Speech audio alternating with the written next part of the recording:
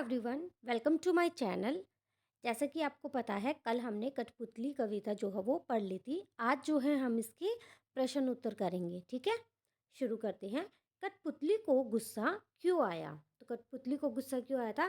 क्योंकि वो जो है हमेशा दूसरों के इशारों पर नाचती रहती थी और अब जो है उसको आज़ाद होना था।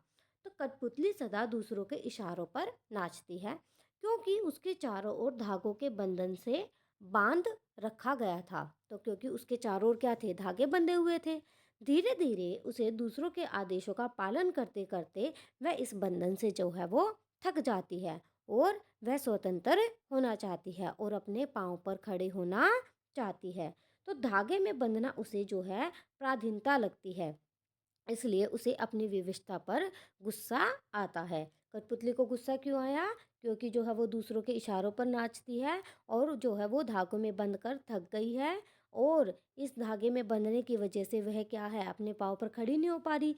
तो वो क्या चाहती है? स्वतंत्रता चाहती है ताकि वो अपने पाँव पर खड़ी हो सके। ठीक है, और इसी विवशता के कारण, सिर्फ मजबूरी के कारण जो है उसको गुस्सा आ जाता है। Next question.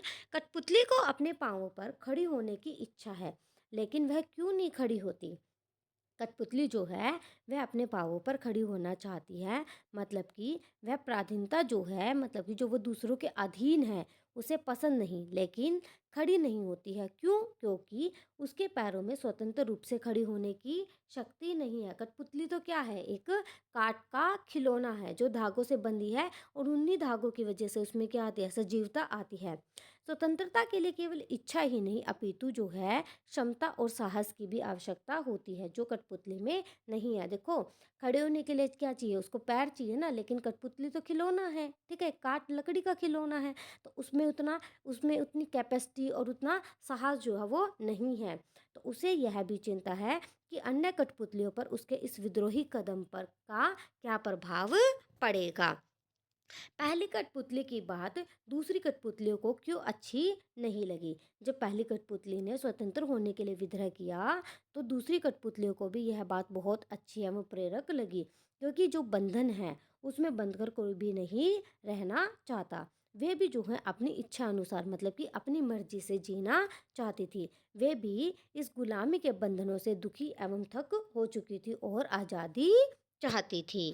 ठीक है, पहली कठपुतली ने स्वयं कहा कि ये धागे क्यों हैं मेरे पीछे आगे, इन्हें तोड़ दो, मुझे मेरे पाँव पर छोड़ दो।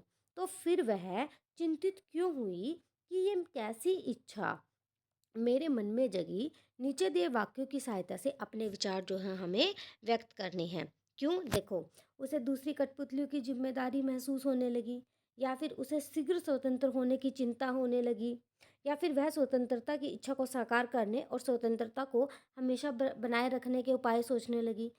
वह डर गई थी क्योंकि उसकी उम्र कम थी। तो हमें अपने विचार व्यक्त करने की, मतलब कि वो क्यों, नीचे दिए वाक्य की वजह से की सहायता से हमें अपने विचार व्यक्त करने हैं। कठपुतली जो है वो अपने पाँव पर खड़ी होना चाहती है, मतलब कि उसे पराधीनता पसंद नहीं है, लेकिन वो खड़ी नहीं हो सकती। क्यों? क्योंकि जब उस पर अन्य सभी कठपुतलियों की स्वतंत्रता की जिम्मेदारी आती है, तो वह डर जाती है। उसे ऐसा लगता है कि कहीं उसका उठाया गया कदम सबको मुश्किल में ना डाल दे, और उसकी अभी जो है उम्र भी कम है और सोच विचार का दायरा भी सीमित है, मतलब कि जो उसकी सोचने समझने की जो शक्ति है, जो उसका सोचने समझने का जो दायरा है, सीमित मतलब छोटा है।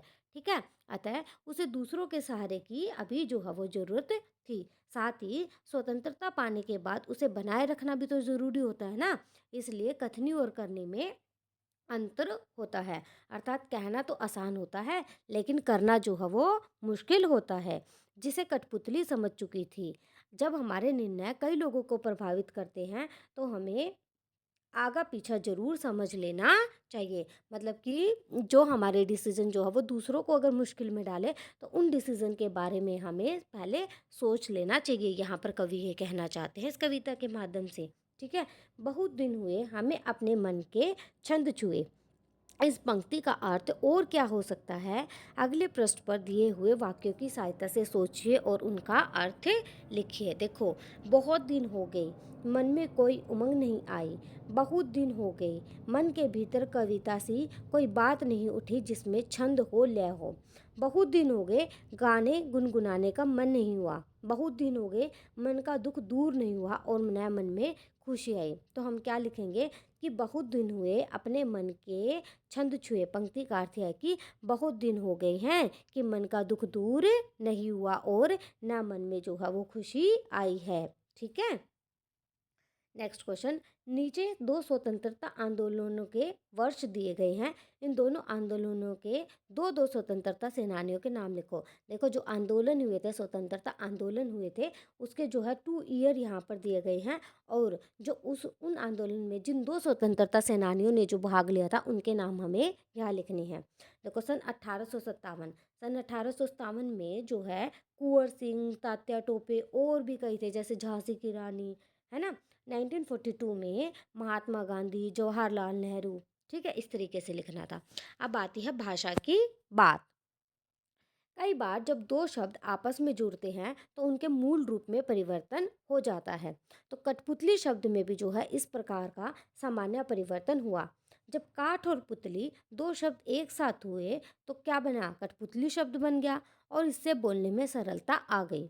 इस प्रकार के कुछ शब्द बनाइए, जैसे काठ, कठ से बना, कठ गुलाब, कठ फोड़ा, या हाथ, हाथ सोना, सोन मिट्टी, मट। इस तरीके से जो है हमें शब्द बनाने हैं। देखो जैसे हमें हाथ से हम क्या बना सकते हैं, हाथ से हम बना सकते हैं हथकरघा, हथकड़ी।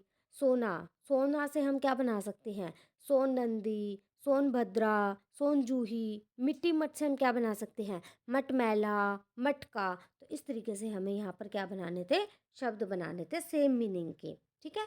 कविता की भाषा में लय या तालमेल बनाने के लिए प्रचलित शब्दों और वाक्यों में बदलाव होता है।